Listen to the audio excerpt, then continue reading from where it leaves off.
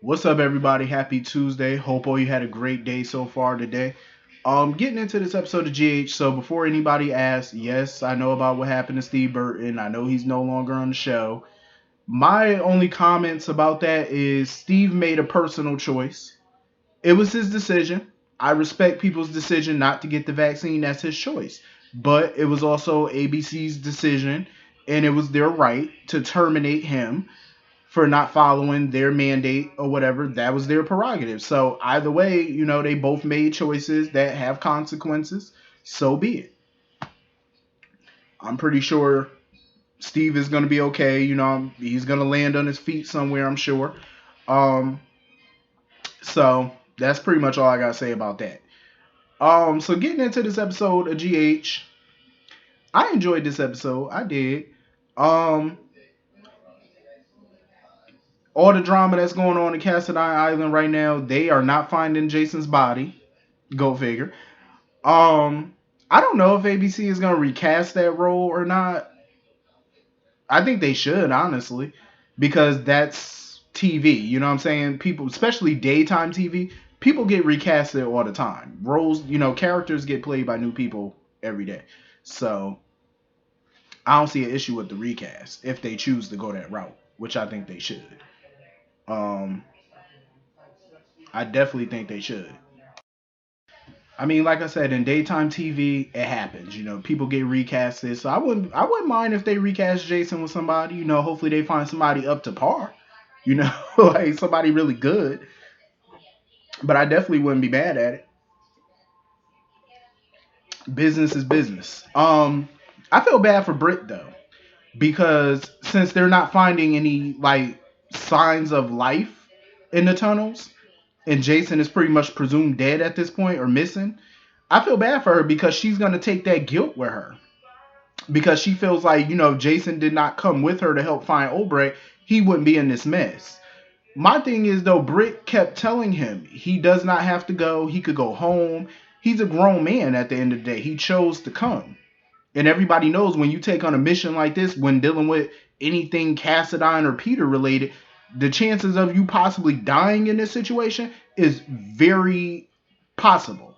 And I think Jason knew that because most of the dangerous situations Jason go into, even in the mob, he knows there's a possibility he ain't coming home that day or ever maybe. He knows that's a huge possibility. And in this case, he knew that. He knew the risk.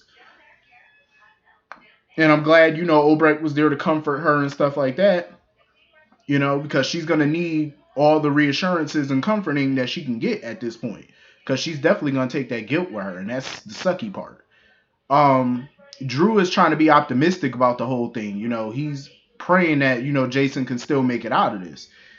I mean, we all know Jason ain't going to be dead for long. Like, at all, if in that matter. He probably just unconscious somewhere underneath all that rubble. Um, Possibly until they can find a new Jason, basically. So anyway, Anna actually realized that when Drew was telling her about being under Peter's spell and stuff, she realized that one of the missions was him trying to kill her. And when her and Robert was having that shootout and stuff, because he can't really remember everything that he had to do for Peter. Um.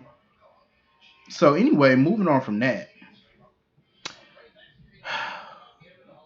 I guess the lie is just gonna have to continue. I'm not mad at it at this point because I get it. Brooklyn, Maxie, Chase, they're all doing what they have to protect this child. You know what I'm saying? I don't think that they're thinking about the legal ramifications of all of this when the truth does eventually come out. They're not thinking about that. And I can't say that I blame them. See, me, I would be thinking about everything. That's just how I am sometimes. You know what I'm saying? Like, I would think about every possible outcome. They're not thinking about that. Their only concern is protecting this child from Peter, and I totally get it. Because Peter is definitely a psychopath. And I think it's so stupid that they're bringing Peter back to Port Charles to stand trial. That's so dumb. Because when Obrecht was being accused of numerous crimes that Peter framed her for, she didn't stand trial in Port Charles. They shipped her off somewhere to go stand trial. So why they can't do the same thing to Peter? I think it's ridiculous to bring Peter back to Port Charles. It's totally ridiculous. I know some of his crimes happened there, but he had a lot of crimes that happened overseas as well. So why is this taking place in that town? Because if I was Maxie, listen, I'd be pulling in whatever favor I can get. Like calling Mac, trying to pull in whatever contacts he know, calling Frisco, whatever they could do to get that man prosecuted somewhere else. You know what I mean? So that way he ain't got to come back to Port Charles, because that's a little too close for comfort for me. If I was in Maxie's shoes, no. Especially with Louise living in town and stuff like that, absolutely not. But Maxie feels like they don't have a choice but to keep going with this lie right now, at least until Peter is sentenced and put away. Um, I don't blame Maxie for not being totally joyful that he was caught, because even she told Valentine there's a huge possibility that Peter will escape, prosecution again. You know what I'm saying? Every time that man is in a sticky situation, he always finds a way out of it. So I don't blame Maxie for not being overly enthused, thinking, okay, this is the day he finally going down.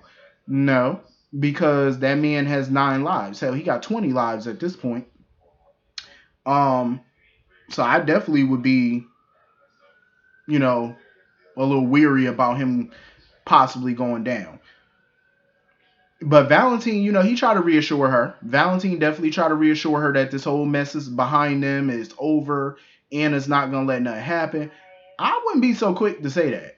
I wouldn't be so quick. Peter got money. He could con anybody to doing whatever he want. All he gotta do is write the check. You know what I'm saying? People will do anything for money. He could flip one of them WSB guards if he wanted to. Shit, money talks. Like, what are you gonna do?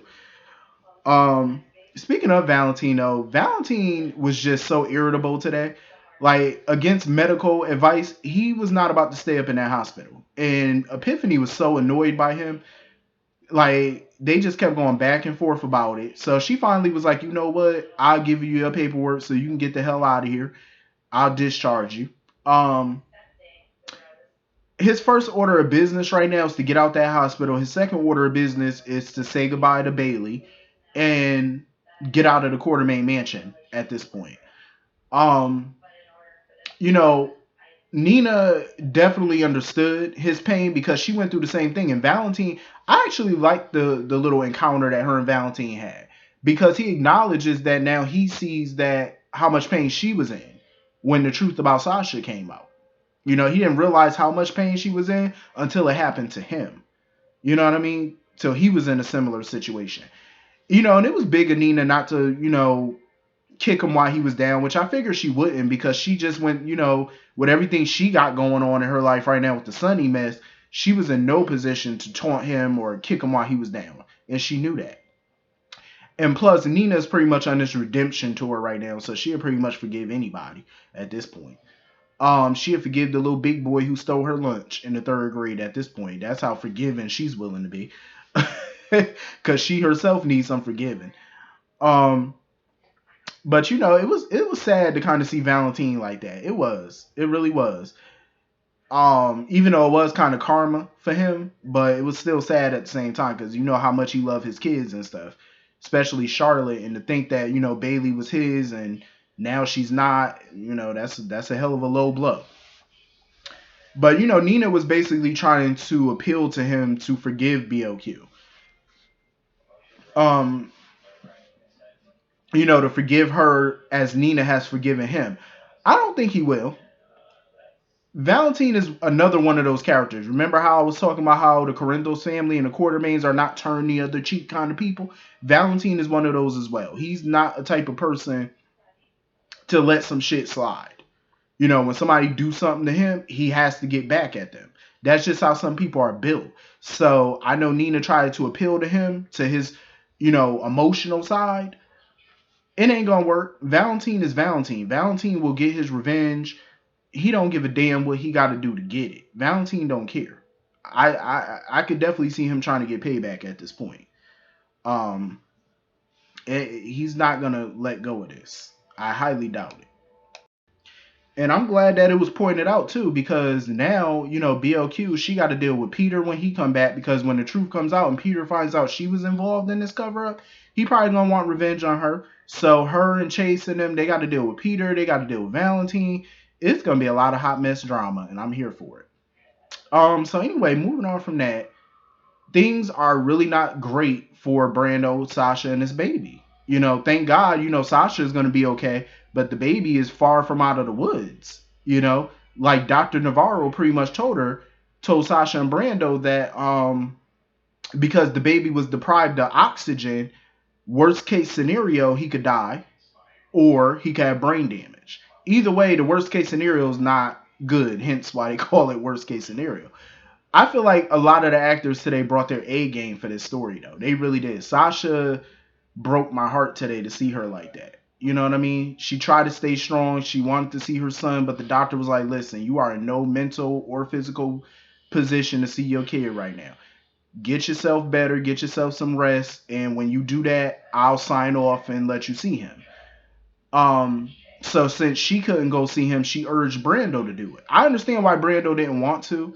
Like he wanted to stay by her side, but I agree with Sasha. He needed to do that. You know what I mean? Not just for her, but he needed to do it for the baby, and he needed to do it for himself. He needed that. And I'm glad Epiphany was there to guide him and tell him what to do. Like, go ahead and touch your baby and speak to your baby and stuff. I'm glad Epiphany was there for him. Um, Gladys finally popped her ass up. I'm like, where have you been? Like, Gladys was actually likable today. She really was. She actually showed a human side to her. And Sonny and Carly was actually nice to her too, which was a shock. I was like, damn, Sonny must have really have changed because he was like overly nice to Gladys. But he felt like family is family. You're going through a tough time. This is your first grandchild. He's not doing great, so I ain't even about to bigger with you. I totally get it. Um, I'm actually glad, Sonny and Carly was there for them and stuff. Being family, being a shoulder for them to lean on and getting them food and stuff. Just being a support system. I thought that was pretty good. Carly was working my nerve a little bit because even though at the time when they first got there, she didn't know how bad it was for Brando and Sasha. I get that, but she was working my nerve a little bit because y'all are at the hospital to see what's going on with Sasha, Brando, and his baby, and Carly wants to keep bringing up Nina. Oh, we didn't finish our conversation about Nina. Carly, now is not the time for this. It is not the time. Listen, y'all can finish that conversation when y'all get the hell home. You know what I mean? Finish that shit when you get home. Now's not the time to talk about Nina. Y'all done talk that shit to death. I know Sonny's sick and tired of talking about it. I know he is. But Carly, she didn't like the fact that he said for a while Nina was his friend. She didn't like that. She really hung on to that, what he said about that. She could not stand it. And Sonny felt like she misunderstood his words. Like she just misconstrued what he was saying. I'm like, well, some people do that though. He wasn't saying that Nina was a friend of his because that's how Carly was trying to put it. Like, oh, I can't believe that you said Nina was your friend. He was like, listen, that's not what I was saying. I get where Sonny was saying, like, at that time in Nixon Falls, she was a friend because he didn't really know who he was. He didn't know who she was. You know what I mean? So, of course, they struck up a friendship. That's all he's saying. I feel like Carly just heard what she wanted to hear. Like she made it seem like they were friends now. That's not what he was trying to say. Like I'm like Carly, that type of person. She listened just to react instead of listening to understand. But you know what? I'm glad Sonny kind of nipped that conversation in the bud right now because now is not the time for it. You know what I'm saying? Y'all need to be here for Brando and Sasha and the baby. That's who y'all need to be here for. Because Sonny was like, listen, you don't need to retaliate against her. Listen, when Carly find out what really happened up in Nixon Falls between them, that they were getting romantic, Carly's not going to let this go. All hell is going to break loose. You know how she is. You know how Carly is. She not letting this shit go. It ain't going down like that. So Sonny could forget that. You ain't getting no peace with her once this come out. And notice how when Nina went to go see Sasha, Gladys and Carly wanted to go up in there and see Sasha too, and Sonny stopped them. He was like, nah, y'all shouldn't go in there right now. I said, ooh, because Sonny knew what was going on. He knew his side boo was up in there. He didn't want his wife to be up in there with the side boo. He didn't want that. He tried to keep the peace. He knew if Carly went up in there and seen Nina, he knew Carly would have a fit. He knew it. And he was like, nope. Let me nip this shit in the bud now. I can't say I blame him for that because that's the last thing Sasha need right now is y'all problems spilling over into her shit. especially when she going through everything she going through right now. I was like, that now ain't the time for all of that. It's not. But yeah, I feel real bad for Sasha though, because that's a bad break. Hopefully, the baby comes out of this okay. You know what I mean? Hopefully. Um, and I hope that they find out who locked them in that room, because Esme need to take responsibility for that shit. Because they could have got her to the hospital a lot quicker if she wasn't stuck up in that damn room. So I partly blame her for this foolishness. So anyway, that was pretty much the whole episode. Hit the comment section, let me know what y'all thought about it. I will see y'all all later. Have a great night. Peace.